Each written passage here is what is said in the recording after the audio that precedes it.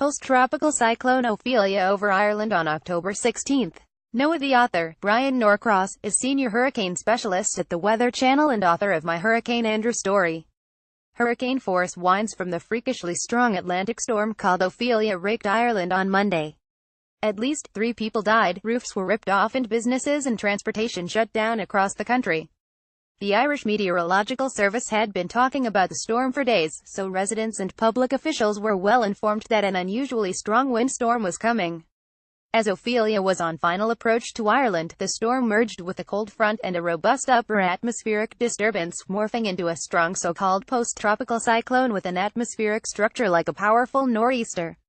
The National Hurricane Center dutifully changed the storm's name to Posttropical Cyclone Ophelia in its advisories, acknowledging the meteorological transition. According to the Meteorological Dictionary, Ophelia was indeed a post-tropical cyclone, an organized low-pressure system that originated in the tropics, but no longer had tropic characteristics, scientifically speaking. We are confronted with the obvious question, however, is post-tropical cyclone Ophelia really the best name for a weather system that is forecast to hit land with hurricane force winds? No. And this is not a theoretical question for us. In 2012, Hurricane Sandy technically morphed into post-tropical cyclone Sandy before it hit land and wreaked havoc on the most populated part of the United States. At the Weather Channel, where I work, we thought that post-tropical felt too much like post-danger, so we switched the name to Superstorm Sandy the moment that the meteorologically accurate but innately less threatening-sounding post-tropical nomenclature took effect. The Irish and the Brits handled Ophelia somewhat differently. This type of storm, though not as potent as Ophelia, frequently has an impact on the British Isles in the fall and winter. To elevate and coordinate public communications, the British and Irish meteorological services got together a couple of years ago and came up with a naming scheme for potentially disruptive storms. A typical version of this storm would have been called Storm Bryan had it not been born out of Hurricane Ophelia.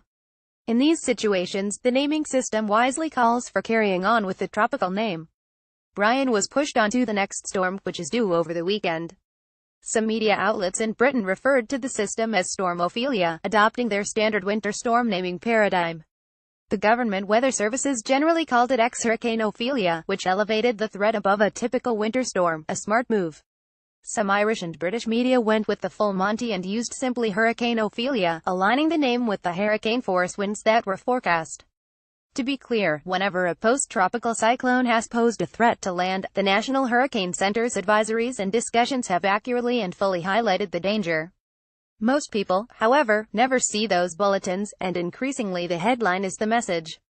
With the decline of websites and television, except in rare extreme events, and the ascent of mobile phone apps as the platform of choice for public consumption of weather information, it has become increasingly important that the salient point of any weather alert is succinct, clear and fits on a mobile phone screen.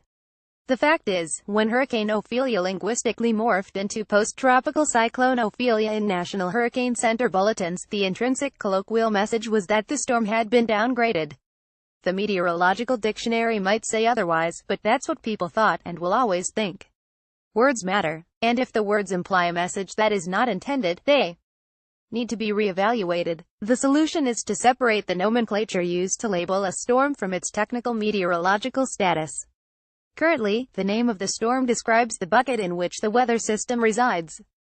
Those buckets are differentiated by the strength of the strongest winds in the storm, the organization of the circulation, and the energy source by which the storms run. Tropical and northern storms run off different meteorological processes. When a storm moves from one meteorological bucket to another, the name changes, even though the threat to land may not. Therein lies the issue. A more modern system, which takes into account the short-form nature of mobile phone communications, would be to retain the hurricane label through a transition to technical post-tropical cyclone status if the storm still presents the threat of hurricane conditions on land.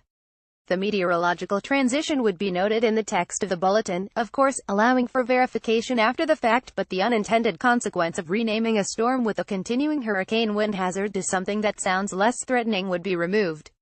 Hurricane Ophelia would have remained Hurricane Ophelia until there was no longer a threat to land from hurricane force winds. Hurricane Sandy would have remained Hurricane Sandy through landfall. While it seems obvious that maintaining the hurricane label fits the Ophelia and Sandy scenarios, there are other situations that are less clear. Mother Nature's storms don't always fit nicely into our buckets.